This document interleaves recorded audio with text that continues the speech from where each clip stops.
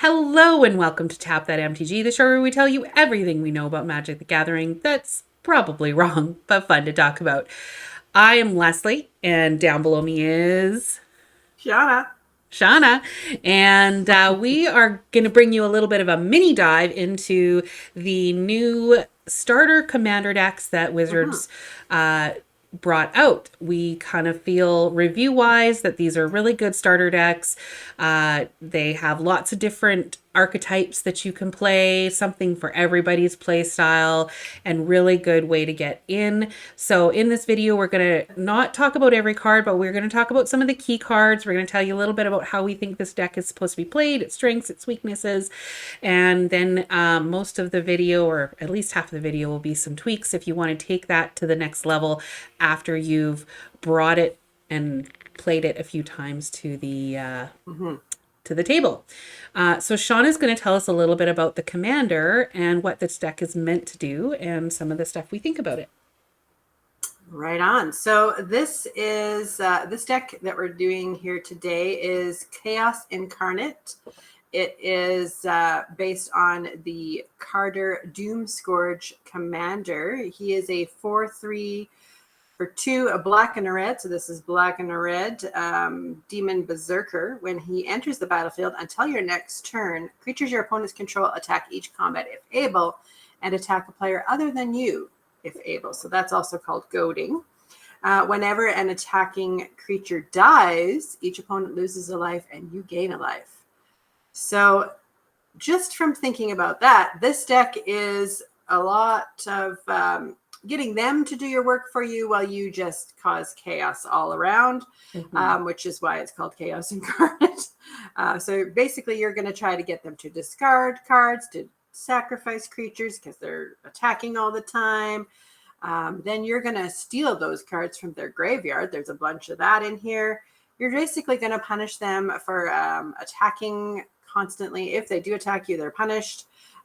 You're just going to be benefiting from the stuff that they're doing. And then you're going to, basically take advantage of things that they do naturally in the game. And you're just going to sit there and go, ha. That's basically what you're going to be doing. So the strengths of this deck, it's basically doing damage without having to attack. So you're doing work without having to do work, and you make your opponents do the work for you. So, however, there are a couple weaknesses in that strategy that we can tell here from this deck. It's hard for you to keep stuff on the battlefield. I've messed around with this guy before, and some things in this deck will hurt you too. So keep that in mind. And it's hard to keep cards in your hand because you're doing lots of things there. So, and also there is a high cost to your high impact cards. So it's going to take you a little while to get set up. But once you do, if you can stick to it, this deck is going to be really fun and powerful to play. So you're just going to basically sit back and let them kill each other, and you're going to win the game. You're going to try to not be too aggressive. You can be aggressive if you want to, but basically you're going to be trying to sit quietly and see what happens. They're going to want to attack you though because you're being mean to them. Yeah, like That's basically really, you're making them. It's bad enough that you're kind of making them hurt each other and goading. And I've played a couple of decks like this, and definitely Mhm. depending on who you're playing with, people are like, "Oh, Leslie, why are you doing this?" So if you also aggressively start attacking, you will definitely be a target and be taken out Mhm. early. So if you want to stay in the game long enough to set up your board, then maybe don't be too aggressive. Yeah. Just an option. So we're not going to talk about all the cards in this deck, but we are going to share a few of the cards that we think are the key cards. Of course, the commander, which we've already talked about, is a key card in this deck. It kind of sets up what this deck is about to Mhm. do.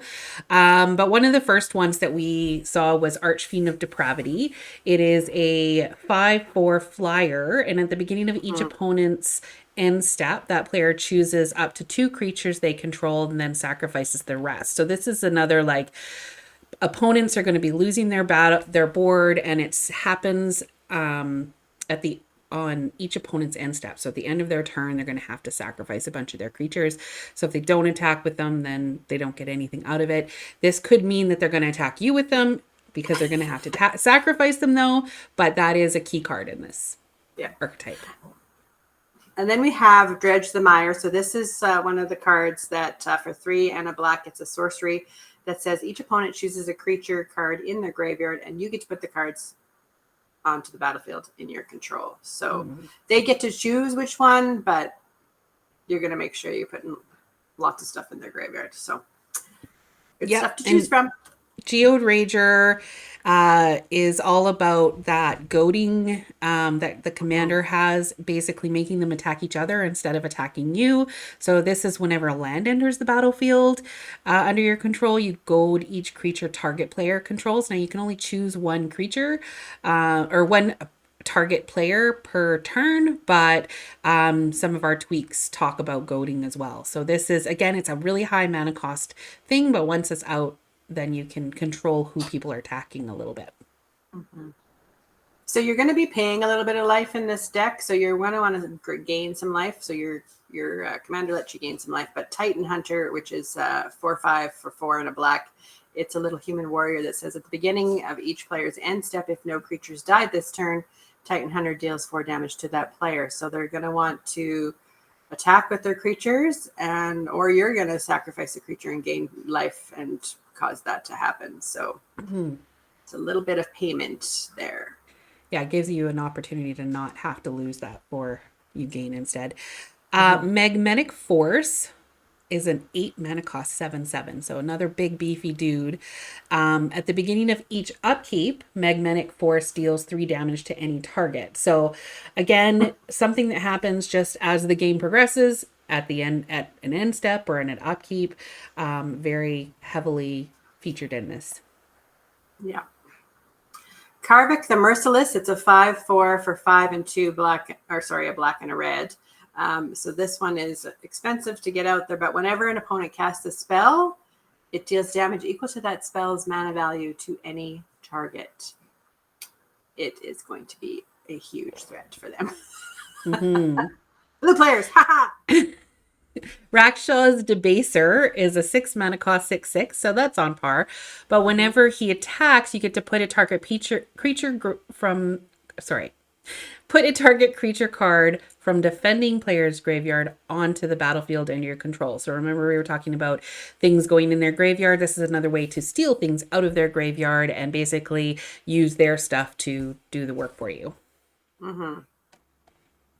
Dictate of the Twin Gods. This card, when I saw it, I was like, oh my goodness. For 3 and 2 red, it's an enchantment that has flash. So if a source would deal damage to a permanent or player, it deals double that damage to the permanent or player instead. So of course it's going to happen to you too. So you want to make sure you time this correctly, which is why it has flash. So use this to win the game or take out an opponent. Yeah, very good point there. When you're playing that, you don't want to just put it on the battlefield willy-nilly whenever.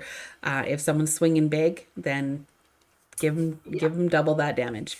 Scythe Spectre for 6. It's a 4/4, which is a little high mana cost for a 4/4. However, this one is a flying 4/4, which is fantastic. And whenever it deals combat damage to a player, each opponent discards a card, getting things into their graveyard. Each player who discards a card with the highest mana value among cards discarded this way loses life equal to the mana value. So this is going to make them have to choose what to put away, and the person that discards the highest mana value is also going to lose some life. So punishing them for having big beefy things in the first place. Yeah. We have Sepulchral Primordial. It's a 5/4 for 5 and 2 black, another expensive card, Avatar, but it has Intimidate. So this creature can't be blocked except by artifact creatures or creatures that share a color with it. And when it enters the battlefield for each opponent, you may put up to 1 target creature card from that player's graveyard onto the battlefield under your control. So here's another steely guy. And at that mana cost, it's probably later in the game. There's some good stuff to choose from. Yeah. And the last kind of card that we pulled out to mention is Sunbird's Invocation for 6. It's an enchantment, and this kind of goes along the same lines as the other one that we were talking about. Whenever you cast a spell from your hand, you get to reveal the top X cards of your library, where X is the spell's mana value. And then you may cast a spell with mana value X or less from among those cards revealed this way without paying its mana cost. Put the rest on the bottom of your library in random order. So that is going to help you get some stuff out for free, basically doubling the amount of spells that you're going to put out. And again, allowing you to maybe sit back a little bit and wait and see what happens. So, of course, there are tons of other cards in this deck that are good as well, that are on theme. We just chose to talk about some of the key cards in this deck for you to give you some flavor of what it's about before we went into our tweaks, which is what we're doing now. Shauna, why don't you start us off? All right, so I'm going to start with a little card called Raider's Wake from Ixalan. It's a little misjudged card, I think. It's a little enchantment that for 3 and a black, whenever an opponent discards a card, they lose 2 life. So that is going to be fun because you're going to be making them discard cards. Plus, if you attacked at the beginning of your end step, if you attacked with a creature this turn, the opponent has to discard a card. So that enables some discarding right on it. So that's nice. Yeah. Punish them for playing the game is what we're going for with these tweaks. So Jinju the Midnight Sky for 5 is a 5/5 with Flying and Menace, which is fantastic in and of itself.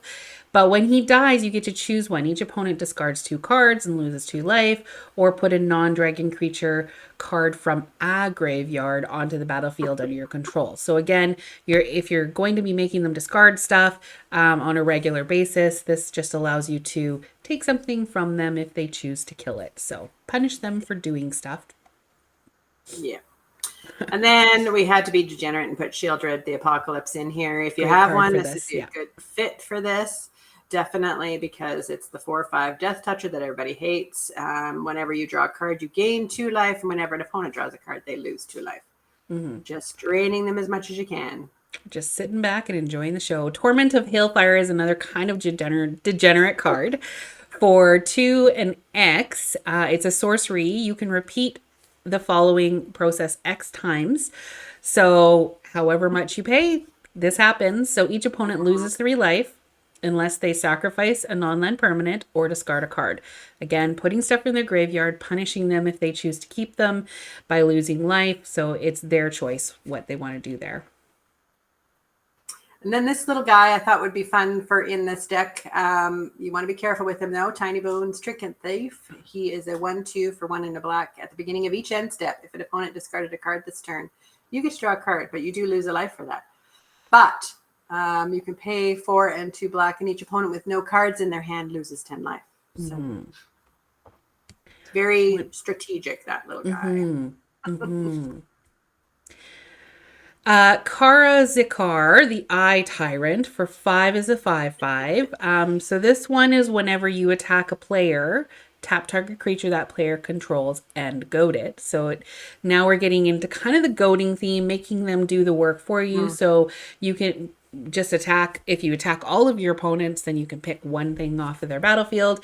And then when an opponent attacks another one of your opponents, you and the attacking player each draw a card and lose a life. So you're losing a life, but it's nice to add that card draw in there and gain a benefit from something else somebody else is doing. Yeah, you need some card draw. And then everybody likes, in the black and red decks, likes Kroxa, Titan of Death's Hunger. It's a 6/6 for 2. However, when he enters the battlefield, you have to sacrifice it unless it escaped. And so whenever it enters the battlefield or attacks, each opponent discards a card. Then each opponent who didn't discard a non-land card this way loses 3 life. And his escape cost is really not that bad either. No. It's for 2 black and 2 red and exile 5 other cards from your graveyard. So again, be strategic in that. But yeah, he's going to do lots for you in this deck for sure. It's a great ad because it gets one of those big cards out there at a lower mana cost. I mean, essentially it's still costing you 6, but it's split over 2 turns. So it speeds the deck up a little bit for you. Vengeful Ancestor is another goading card for 4. You get a 3/4 with flying. I always like flying, so there's nothing wrong with that. And then whenever it attacks, or whenever it enters the battlefield, you get to go to target creature, and whenever goaded creature attacks, it deals 1 damage to its controller. So not only are they having to attack and attack somebody else, it's going to do some damage to them. Definitely. And then we have the little Goblin Spy Master, a little Goblin Rogue, 2/1 first strike at the beginning of each opponent's end step. That player creates a 1/1 red Goblin creature token with creatures you control attack each combat if able, forcing them to attack. It's awesome. Yeah. Of course, we can't forget about planeswalkers. There's some good planeswalkers that would make this deck well. Of course, Angrath is our nice Rakdos color planeswalker. Taking advantage of discarding cards. It's his +1 is each opponent discards a card and loses 2 life. You can -3 and gain control of target creature until the end of turn. Untap it. It gains haste until the end of turn.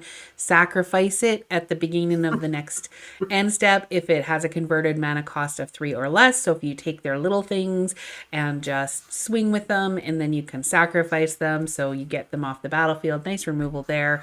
And then his -8 is each opponent loses life equal to the number of cards in his or her graveyard. So if you're filling up the graveyard, you might as well take advantage of that. That's right. Then the annoying Obnixilis from New Capenna, the Adversary. It is a 3-cost, 3 loyalty planeswalker that has Casualty X. So this copy, casualty means you can sacrifice a creature and get to copy this, and the copy of this isn't legendary and has a starting loyalty of X, so whatever you sacrificed. Each opponent loses, his +1 is each opponent loses 2 life unless they discard a card. If you control a demon or devil, you gain 2 life. So there's a little bit of life gain for you. You can -2 create a little devil that says when this creature dies, it deals 1 damage to any target. We all love those little devils. And -7, target player draws 7 cards and loses 7 life. So who knows who you want to have for that. Could be shielded on the battlefield. You might want someone to draw and lose 7 + 14. So that can add up, especially if you have this on the battlefield as well. Obnixilis, the Hate Twisted, is of course, Obnixilis is so great. 5 mana cost, 5 loyalty planeswalker. He's a baby planeswalker, but he has a static ability. Whenever an opponent draws a card, Obnixilis, the Hate Twisted, deals 1 damage to that player. So beginning of their untap upkeep draw step, they're going to draw a card and lose a life automatically, again just for playing the game. And then if you have some of these other things like Shieldred or Obnixilis the Adversary, or some of the stuff that's natively in the deck, it's going to help. It also has a little -2 destroy target creature if you need to use it to get rid of something that somebody else controls, and its controller draws 2 cards and loses 2 life because they're drawing or more. Yeah. Blim, Comedic Genius. I thought this little imp would be kind of fun to add to this deck. It's a 4/3 flyer for 2 in black and red, so it's not bad as far as cost goes. And whenever he deals combat damage to a player, that player gains control of target permanent you control. Then each player loses life and discards cards equal to the number of permanents they control but don't own. So, very chaotic. You might be giving them something you don't. I don't know. It's crazy. I just thought it'd be fun. Yeah. Chaos. It's called chaos, right? Add to the chaos. There you go. Exactly. Fel Spectre for 4. It's a 1/3. When it enters the battlefield, target opponent discards a card. And when an opponent discards a card, that player loses 2 life. Again, this deck takes advantage of discards. So if you have Fel Spectre in there, they're going to lose life by having to do it as well. Yeah. And Liliana's Caress. It's a little not too cheap enchantment. It's a little expensive to buy, but whenever an opponent, this is an enchantment, so whenever an opponent discards a card, that player loses 2 life. It can do a lot of work in this deck. Yep.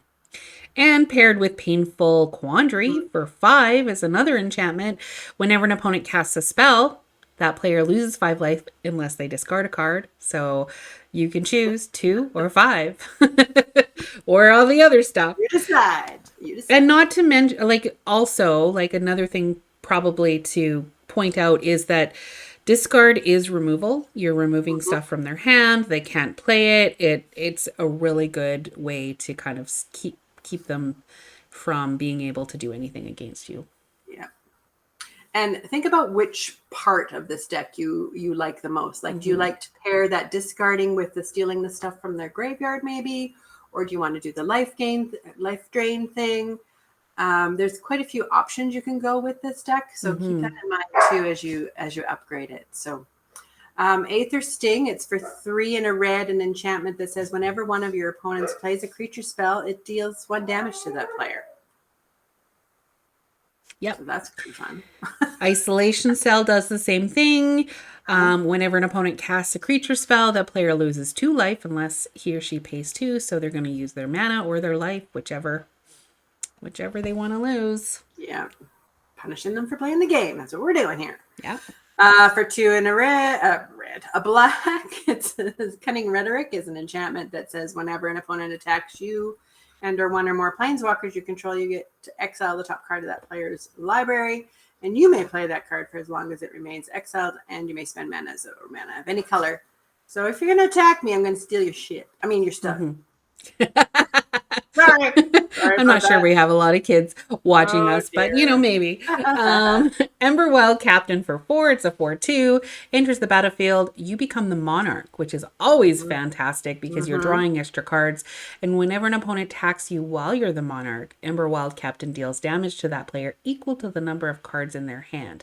Now, this one, depending on if you've gone with the discard or you've gone with the sit back and relax, thing, if you're having them discard a bunch of stuff and they don't have a lot of stuff in their hand, you probably don't want to put this in the deck.